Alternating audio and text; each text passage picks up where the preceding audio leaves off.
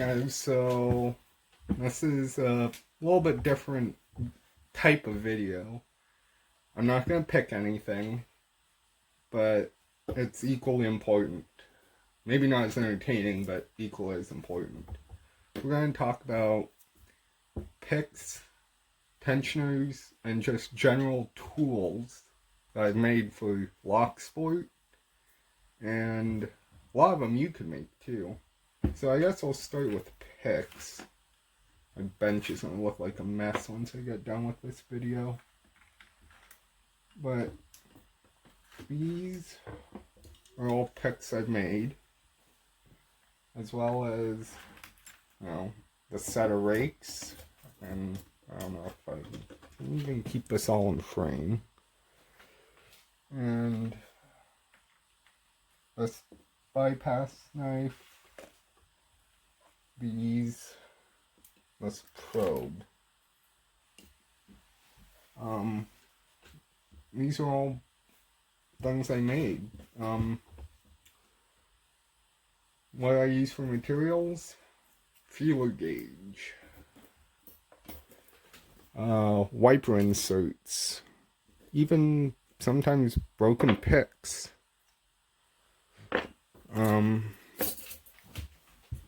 These handles, the black ones, are 3D printed. And real quick, these two, this is one of my favorites. This is a kind of modified DeForest in 15 thousandths. And this is probably about 15 thousandths or 16 thousandths hook. They're both made out of feeler gauge. These are all made out of wiper insert. This one happens to be a street sweeper bristle. These are all made out of wiper insert. And I filed down to 25 thousandths. Very deep, maybe even a postal hook. And they all start out as this wiper insert. What I did is I heated it up with a torch, bent it, and I just took my Dremel and cut the shape till I was happy. And then filed it down to right thickness. And this handle is plastic Kydex sheet. Got it from a source who it's scrapped to them, so these wave rakes are also made out of wiper insert, but these are slightly thicker this way. And all I did was I took my round file and I cut the grooves and just cut the profile with a flat file, follow them down to thickness. And these handles are the same thing as this, the Kydex sheet, but I put pins in there like this one. It makes a nice handle. Takes a lot more time, and is a little less uniform than these. Yeah, so that's those. These rakes do get used a lot, as do these hooks here.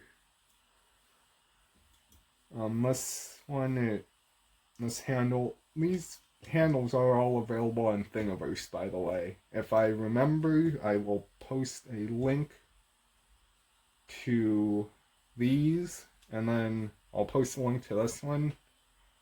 It has been remixed a few times, so I'll post a link to this one. Bosnianbill made it, but this probe probably took me 5 minutes to make with a file. I didn't even use a Dremel. Started out as a wiper insert like this. Just cut a bevel on the tip and filed it to the right thickness. Glued in the handle, done. This started out as an 8 thousandths hook I made that I broke. So I just cut the profile down to the shape of a bypass knife.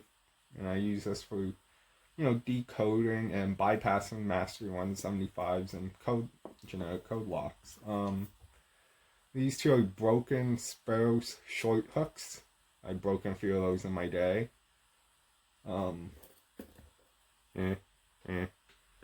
This one's 16 thousandths. This one's 25.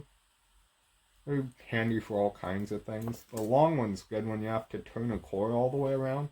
I put it in this way and turn it to keep the driver pins from falling. So that's picks. Tension wrenches. This one I made out of a piece of music wire. Or this one's actually bicycle spoke. Just hammered it flat, filed the mushroomed edge off, bent it. Works great. I guess we can go into these. I won't go into these too much, but these are all different types of decoding shims and decoding tools. Cut out feeler gauge. Hope that was in frame. Yeah, that was. Tension wrenches. You know, they're pretty easy to make. I made all these and these orange ones. This is a monster wiper insert. Works great for certain locks. But, you know, being left-handed, sometimes I make my own tools. These are actually different. They're twisted in opposite directions. You see me use this one a lot. And then this one's the same wrench, just bent opposite. And that's pretty much it. Most of these picks come out about 23 to 25 thousandths, which works great for the majority of locks I work on. So that's pretty much about it. There's a couple others I made. Here's a giant city rake, and then here's the actual first city rake I ever attempted to make. I know I've come a long way, but shows improvement. So that's about it for this part of the video. Part 2 will be tomorrow. And yes, this is my last video for today. Part 2 will be tomorrow. I'm going to talk about tools I've 3D printed. You know, followers, pinning trays, things like that. Oh, here's one more tool worth noting. A couple people have asked me about this. What this is, it's a problem. I think this was a rake actually I broke. And what this is for is with these screw-on style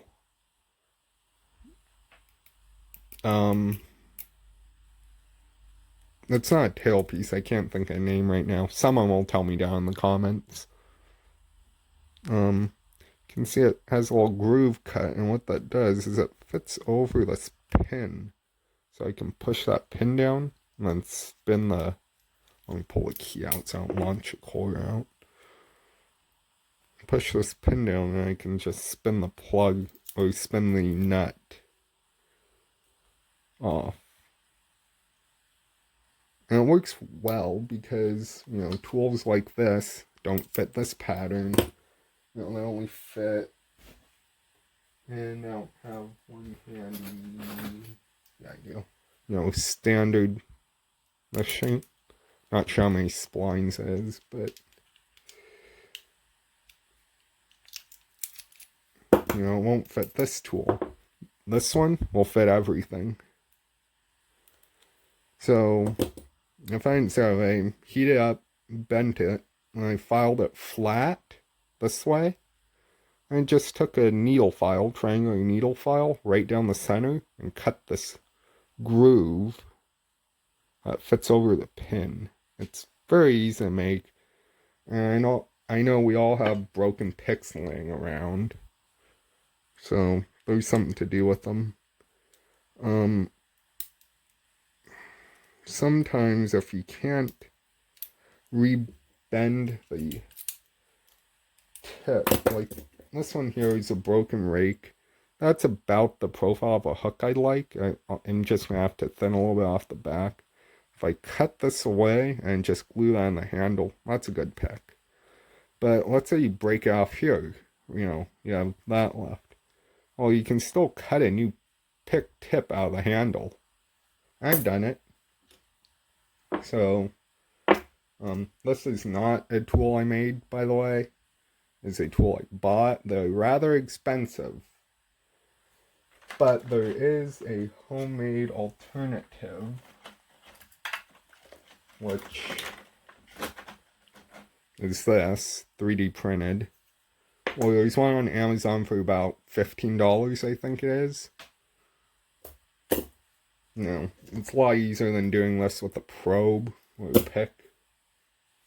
So, well, I'll include this one. It's not 3D printed, so it kind of gets included in this video, and it's a good transition next. I think just a piece of brass tube, 1/2-inch brass tube. Fits the cores very nice. And what I did, if you can tell what that is, I took a empty case from a 45 and put it in there just so, things don't fall down in there. It works great. Yeah, so that's about it. We all modify tools. This was a regular set of tweezers. I cut a groove in for pins. Next video will be 3D printed tools for lock sport. Well, 3D printed accessories and tools. 3D printed handles. Oops. Like that one, this one. So, that'll be the next video. Anyway, thanks for watching.